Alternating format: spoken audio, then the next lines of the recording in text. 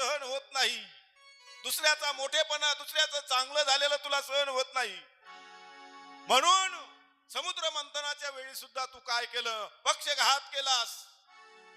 त्यावेळेस सुद्धा भगवान शिवजींना दया आली, त्यांनी विष प्राशन केलं म्हणून तू वाचलास. भगवान विष्णू म्हणतात काय झालं? काय झालं? अरे नारदा झालं काय तुझं हित? माझं हित करू नको देवा, तू कुटील आहेस. तुला माझा मोठेपणा सहन झाला नाही. आणि काय झालं?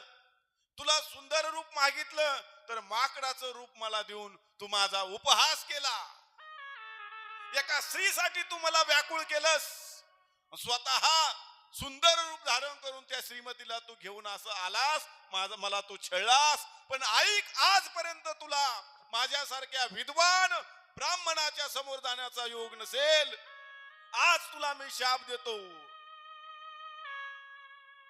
तू जे माझा उपहास, छळ, अपमान केलास ना, मला वानराचं रूप दिलंस, पण ऐक, तुला मी शाप देतो की तू सुद्धा मनुष्य योनीमध्ये जाशील आणि त्यावेळेस एका स्त्रीसाठी तू स्त्रीच्या विरहानं व्याकुळ होऊन सामान्य माणसासारखा रडत बसशील. आणि त्यावेळेस तुला सुद्धा वानराचं सहाय्य घ्यावं लागेल आणि त्याच वेळेस तुझं कार्य सिद्धीला जाईल. नारद भगवान विष्णू शांत आहेत. हे सर्व बोलले. नारदजी गरम आहेत. तोपर्यंत भगवान भोले बाबांनी आपली माया काढून घेतली. मलिन चित्ताचे झाले होते, शुद्ध मतीचे, शुद्ध बुद्धीचे झाले. शुद्ध बुद्धीचे झाल्याबरोबर नारदांना कळालं की आपल्या आराध्यालाच दैवत शाप दिला आपण. खाली बसले नारदजी, डोक्याला हात ठेवला. देवा, लगेच शुद्ध मतीचे, शुद्ध बुद्धीचे झाले का हातच जोडली. देवा आम्हाला क्षमा करा, देवा आम्हाला क्षमा करा, तुम्ही माझे आराध्य आहात आणि मी तुम्हाला शाप दिला, हे योग्य नाही. मला नरकात जावं लागेल, मला दुःख भोगावं लागेल.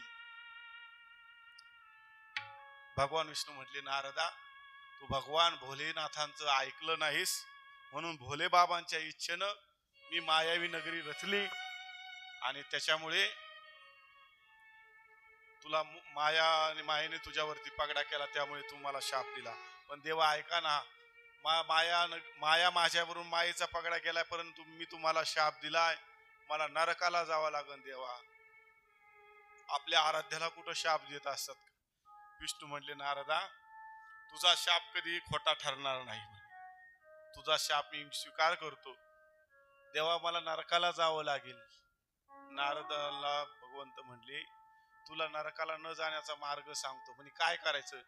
म्हणे तू आता शिवजींचं ऐकलं नाहीस म्हणून तुला हे दुःख भोगावं लागलं ना, तर तू आता काय कर? म्हणे आता तू मृत्यू लोकामध्ये जा, भगवान शिवजींचं गुणगान कर. भगवान शिवजींचं गुणगान करून थोर मोठा शिवभक्त हो.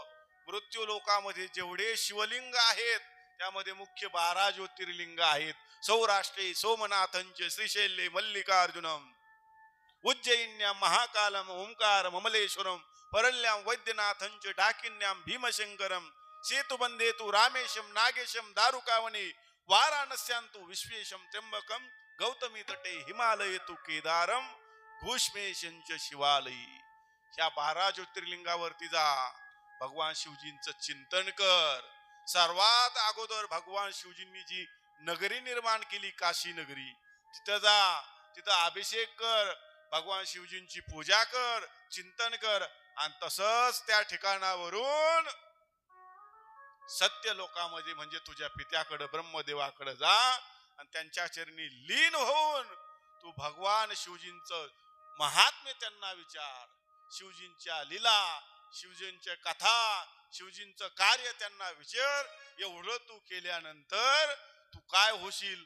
तर तुला नरकामध्ये जावं लागणार नाही, माझ्या शापाचं दुःख तुला भोगावं लागणार नाही.